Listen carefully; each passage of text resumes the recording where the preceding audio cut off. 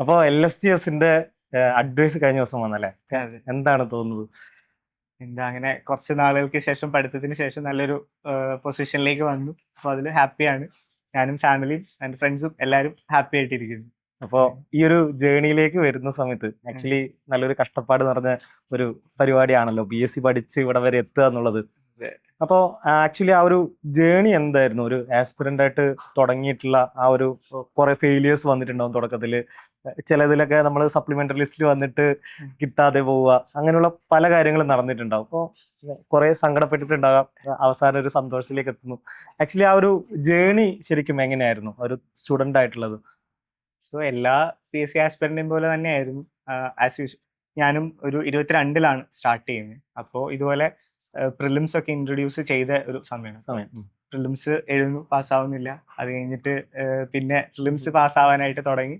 അപ്പോൾ നമ്മുടെ PSCയുടെ സൈക്കിളിലേക്ക് അങ്ങ് പെട്ടു. അപ്പോൾ അത് കഴിഞ്ഞ് മെയിൻസ് എഴുതാൻ തുടങ്ങി, സപ്ലിമെന്ററി ലിസ്റ്റിൽ വരാൻ തുടങ്ങി. ഇതുപോലെ ഞാൻ കഴിഞ്ഞ LDC ഇടുക്കി LDCന്റെ സപ്ലിമെന്ററി ഉണ്ടായിരുന്നു, കഴിഞ്ഞ സെക്രട്ടേറിയറ്റിന്റെയും സപ്ലിമെന്ററി ലിസ്റ്റിൽ ഉണ്ടായിരുന്നു. സോ അത് കഴിഞ്ഞ് ഒരു വർഷമൊക്കെ കഴിഞ്ഞ് 23-ലായപ്പോഴത്തേക്കും നമ്മൾ കുറച്ചും കൂടി ഇമ്പ്രൂവ് ആയി. അത് കഴിഞ്ഞ് എഴുതിയ കമ്പനി ബോർഡിന്റെ എക്സാം, അത് രണ്ടും മെയിൻ ലിസ്റ്റിലേക്ക് വന്നു. ഇപ്പൊ അടുത്ത അഡ്വൈസ് വന്നിരുന്നു. അതെ. അപ്പോൾ അന്ന് എഴുതിയ എക്സാമിന്റെ അഡ്വൈസ് LSCSന്റെ റിസൾട്ട് വന്ന ഉടനെ തന്നെ വരികയും ചെയ്തു. അപ്പോൾ ആ സമയത്തേക്ക് എന്താ കുറച്ച് വലിയ റാങ്കുകളായിരുന്നു, പക്ഷെ മെയിൻ ലിസ്റ്റ് തന്നെ ആയിരുന്നു. അതിനുശേഷം പിന്നെ 24-ലാണ് പിന്നെ എഴുതിയ എക്സാമുകളെല്ലാം നല്ല ഇതിലേക്ക് വരാനായിട്ട് തുടങ്ങിയത്. ഇപ്പം LSCS വന്നു, ആ ഒപ്പം തന്നെ ഒരു ഒക്ടോബർ നവംബർ മാസം മൊത്തം എക്സാം ആയിരുന്നു. ഇപ്പം LDC വന്നു, അപ്പൊ LDC കിട്ടി. LSCS വന്നു, അത് കിട്ടി. അത് കഴിഞ്ഞ് അസിസ്റ്റന്റ് മാനേജർ ഉണ്ടായിരുന്നു കേരള ബാങ്കിന്റെ. നമ്മൾ മൊത്തത്തിൽ പറഞ്ഞു കഴിഞ്ഞാൽ മൊത്തം ഒരു അഡ്വൈസിന്റെ ഒരു പെരുമഴ തന്നെ ഉണ്ടായിട്ടുണ്ട് ഈ ഒരു മാസത്തിനിടയിൽ. അപ്പൊ അത് ബാങ്കും വന്നു. അപ്പൊ ഹാപ്പി ആയിട്ട് പെട്ടിരിക്കുന്നു. അപ്പൊ ആക്ച്വലി ആ പഠിത്തത്തില് നേരിട്ട ബുദ്ധിമുട്ടൊക്കെ എന്തായിരുന്നു? അതായത് ഇപ്പൊ പറഞ്ഞല്ലോ, തുടക്കത്തില് പ്രിലിംസ് എഴുതുന്നു, പൊട്ടുന്നു, പിന്നെ മെയിൻസ് എഴുതാൻ തുടങ്ങുന്നു, കുറച്ച് സപ്ലിമെന്ററി ലിസ്റ്റിലേക്ക് വരുന്നു. അപ്പൊ ആ ഒരു പഠനത്തിൽ നേരിട്ട പ്രശ്നങ്ങൾ ഉണ്ടാവില്ല? ഇപ്പോൾ പൊതുവെ ഒരു ആസ്പിറന്റ് പഠിക്കാൻ ഇറങ്ങുന്ന സമയത്ത്, ഇപ്പൊ ഞാനാണെങ്കിലും പഠിക്കാൻ തുടങ്ങുന്ന സമയത്ത് നമുക്ക് ഐഡിയ ഇല്ലാത്തൊരു കാര്യം, ഇത് എങ്ങനെയാണ് പഠിക്കുന്നത്. അല്ലെങ്കിൽ മാർക്കറ്റിലാണെങ്കിൽ ആവശ്യത്തിലധികം കാര്യങ്ങളൊക്കെ നമുക്ക് അവൈലബിൾ ആയിരിക്കും. അല്ലെങ്കിൽ ടെലഗ്രാം ചാനൽസ് ആണെങ്കിലും യൂട്യൂബിലാണെങ്കിലും നമുക്ക് ഒരുപാട് കാര്യങ്ങൾ കിട്ടാനുണ്ട്. അപ്പോൾ നമുക്ക് പൊതുവിലുള്ളൊരു കൺഫ്യൂഷൻ ഉണ്ടല്ലോ, എങ്ങനെയാണ് പഠിക്കുക. അപ്പോൾ നമ്മൾ ചിലപ്പോൾ പഠിക്കുന്ന രീതിയിലുള്ള പ്രശ്നങ്ങൾ കൊണ്ടായിരിക്കുമല്ലോ നമ്മളൊരു ഫെയിലിയറിലേക്ക് പോകാനുള്ള ഒരു സാധ്യത എന്ന് പറയുന്നത്. അപ്പൊ അതൊക്കെ എങ്ങനെയാണ് മാറ്റിയിട്ട് ഈ ഒരു സ്ഥലത്തേക്ക് എത്തിയത്? കൺഫ്യൂഷൻസ് ഉണ്ടായിരുന്നു. അപ്പം ഈ സ്റ്റേജിന്റെ ഇടയിൽ ഞാനിത് ഓരോന്നും കറക്റ്റ് ചെയ്ത് വരുന്നത് പോലെയാണ് എനിക്ക് തോന്നിയിട്ടുണ്ടായിരുന്നത്. ഇപ്പൊ ഇതുപോലെ ഒത്തിരി നമുക്ക് മെറ്റീരിയൽ അവൈലബിൾ ആണ്, ഇഷ്ടംപോലെ സോഴ്സുകളുണ്ട്, ഭയങ്കര ബൾക്ക് വോളിയത്തിലുമാണ്. അപ്പൊ അതിൽ നിന്ന് ആദ്യം നമ്മൾ തുടങ്ങുമ്പോൾ മൊത്തത്തിൽ എടുക്കും. അത് കഴിഞ്ഞാണ് പിന്നെ ഇത് സെലക്ട് ചെയ്ത് എടുക്കേണ്ട ഒരു സംഭവത്തിനെ പറ്റി മനസ്സിലായത്. മെയിൻലി അപ്പൊ ഞാൻ പറയുകയാണെങ്കിൽ PSC തന്നെയാണ് PSCന്റെ സോഴ്സ്. PSCന്റെ തന്നെ PYQs നോക്കുക, അതിൽ നിന്ന് എങ്ങനെയാണ് PSCന്റെ ട്രെൻഡ്, എവിടെ നിന്നാണ് കൂടുതൽ ഫോക്കസ് കൊടുക്കേണ്ടത് എന്നൊക്കെ മനസ്സിലാക്കി നമ്മൾ നമ്മുടെ ഈ മെറ്റീരിയലിനെ ഈ സോർട്ട് ചെയ്ത് എടുക്കുമ്പോഴാണ് എനിക്ക് തോന്നുന്നു നമ്മളൊരു റൈറ്റ് ട്രാക്കിലാവുന്നത്. സോ അതാണ് മെയിനായിട്ട് ഫോക്കസ് ചെയ്യേണ്ടതെന്നാണ് എനിക്ക് തോന്നിയിട്ടുള്ളത്. ഓക്കെ. ഇപ്പോൾ പ്രിലിംസ് ഒക്കെ ആകുമ്പോഴേക്കും നമുക്കറിയാം, അത്യാവശ്യം ക്വസ്റ്റ്യൻ പേപ്പേഴ്സും കാര്യങ്ങളെല്ലാം അവൈലബിൾ ആയിരിക്കും.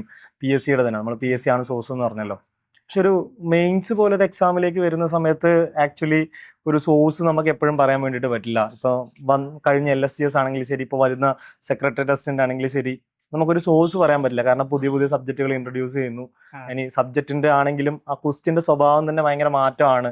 ഇപ്പോ പ്രിലിംസ് മെയിൻസ് എക്സാമിലേക്ക് വരുമ്പോൾ എന്തൊക്കെയായിരുന്നു ചെയ്തിരുന്നത് ശരിക്കും?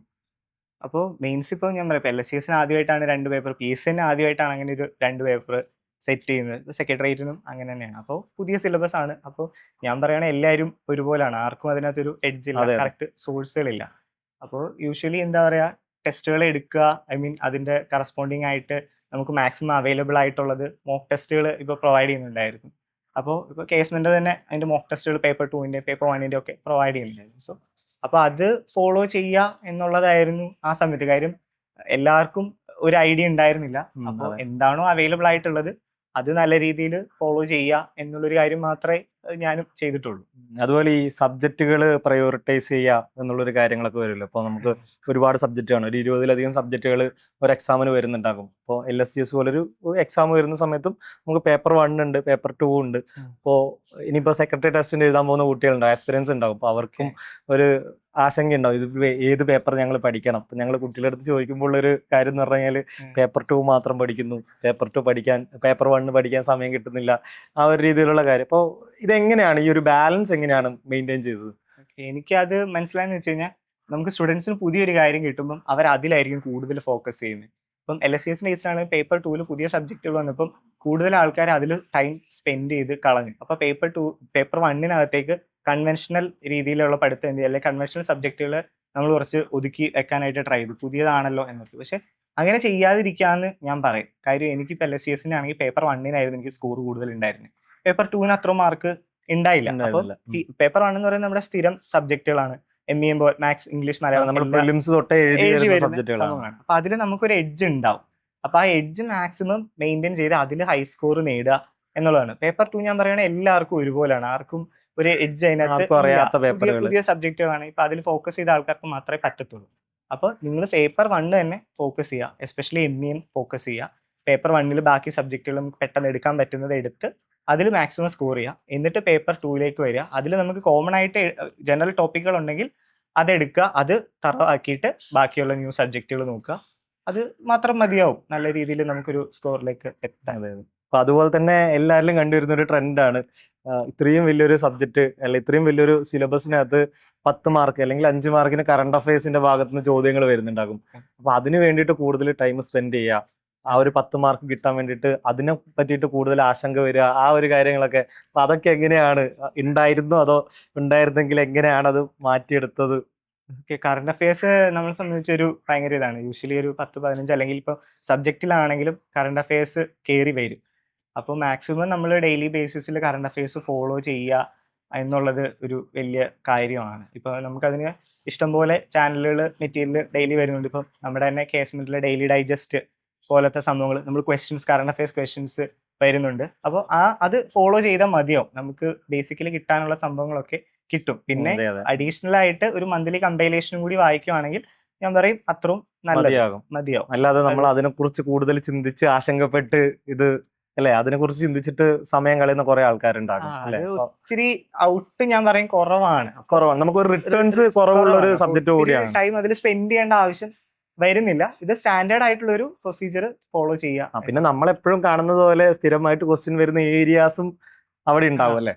ഉറപ്പായിട്ടും. ഇപ്പം PSCന്റെ ഞാൻ പറഞ്ഞു PYQs നോക്കുമ്പോൾ നമുക്ക് ആ ട്രെൻഡിങ് കിട്ടും, മനസ്സിലാവും.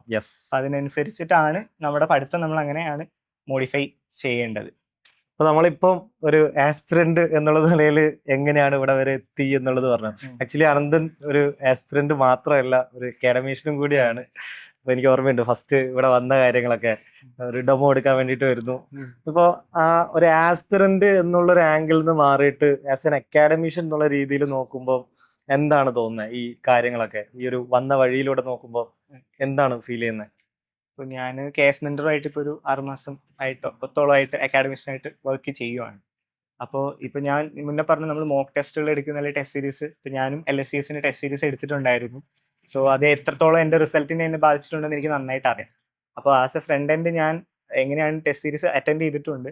ഇപ്പോൾ ഇവിടെ ജോയിൻ ചെയ്തതിന് ശേഷം അതെങ്ങനെയാണ് എന്നുള്ള ഒരു എത്രത്തോളം നമ്മുടെ അക്കാഡമിക് ടീം അതിന് എഫേർട്ട് ഇടുന്നുണ്ട്, അതിന് പിന്നിൽ പ്രവർത്തിക്കുന്നുണ്ട്, PSCന്റെ ട്രെൻഡ് ഫോളോ ചെയ്യുന്നുണ്ട്. അപ്പോൾ എത്രമാത്രം എഫേർട്ട് ആണെന്ന് എനിക്ക് മനസ്സിലായിട്ടുണ്ട്. അപ്പോൾ ആ എഫേർട്ടിന്റെ ഒരു ഭാഗമാകാൻ എനിക്കും സാധിച്ചു. കഴിഞ്ഞ പ്രിലിംസ് മാമാങ്കത്തിന് എനിക്ക് ക്വസ്റ്റ്യൻ ഇടാൻ പറ്റി. ഇപ്പോൾ സെക്രട്ടേറിയറ്റിന്റെ പോരാട്ടമാണെങ്കിലും SIയുടെ പോരാട്ടമാണെങ്കിലും എനിക്ക് അതിനകത്തും ക്വസ്റ്റ്യൻ ഇടാനൊക്കെ പറ്റി. അപ്പോൾ അത് എന്നെ സംബന്ധിച്ച് വലിയൊരു കാര്യമായിട്ട്. ഇവിടെ ടെസ്റ്റ് സീരീസ് എഴുതിയിട്ട് വന്ന ഒരാള് ടെസ്റ്റ് സീരീസിന് ക്വസ്റ്റ്യൻ ഉണ്ടാക്കുന്നു എന്ന് പറയുമ്പോൾ ഒരു വലിയ സന്തോഷം കൂടിയാണ്. എനിക്കത് ഒരു വലിയ സന്തോഷമാണ്. ഞാനും അപ്പൊ ആ ഒരു എഫേർട്ട് ഞാനും എടുത്തു എന്നുള്ളതാണ്. അത് സ്റ്റുഡൻസിലേക്ക് എത്തി. അപ്പൊ അവർക്ക് അതിന്റെ റിസൾട്ട്സ് അവരും നമ്മളോട് ഇങ്ങനെ സംസാരിക്കുമ്പോൾ പറയുമ്പോൾ ഒത്തിരി സന്തോഷം. ഞാനും അതിന്റെ ഭാഗമാണല്ലോ എന്ന് ഓർക്കുമ്പോൾ എനിക്ക് സന്തോഷം. ഇപ്പൊ ഇതിന് മൊത്തം സന്തോഷമാണ്. അഡ്വൈസ് വന്നു, ഇനിയിപ്പം ട്രെയിനിങ്ങിനായിട്ട് കിലയിലേക്ക് പോകണം. കിലയിലായിരിക്കും അല്ലേ ട്രെയിനിങ്? അതിപ്പം അഡ്വൈസ് വന്നു, എപ്പോൾ വേണമെങ്കിലും അപ്പോയിന്റ്മെന്റ് ഇനി ഒരു 90 ദിവസത്തിന് എപ്പോൾ വേണമെങ്കിലും വരാം. അപ്പോൾ ഇപ്പൊ അറിയാൻ കഴിഞ്ഞത് തൃശ്ശൂർ കിലയിലായിരിക്കും ട്രെയിനിങ്. ഒരു 3 മാസത്തോളം ട്രെയിനിങ് ഉണ്ടാവുമെന്നാണ് മനസ്സിലാവുന്നത്. അത് കഴിഞ്ഞാൽ ഉടനെ പോസ്റ്റിംഗ്. അങ്ങനെയാണ്. അപ്പോൾ എന്തായാലും UPSC എഴുതാൻ വേണ്ടി വന്ന് ഇപ്പൊ പഞ്ചായത്ത് സെക്രട്ടറി ആയിട്ട് കിട്ടി. ബട്ട് ഇവിടെ നിർത്തരുത് എന്നാണ് എനിക്ക് പറയാനുള്ളത്. അടുത്ത് തന്നെ ഒരു കളക്ടർ ആവാനുള്ള ഒരു ഭാഗ്യം ഉണ്ടാവട്ടെ എന്നും കൂടി പറഞ്ഞുകൊണ്ട് നമുക്ക് ഈ കാര്യം അവസാനിപ്പിക്കാം.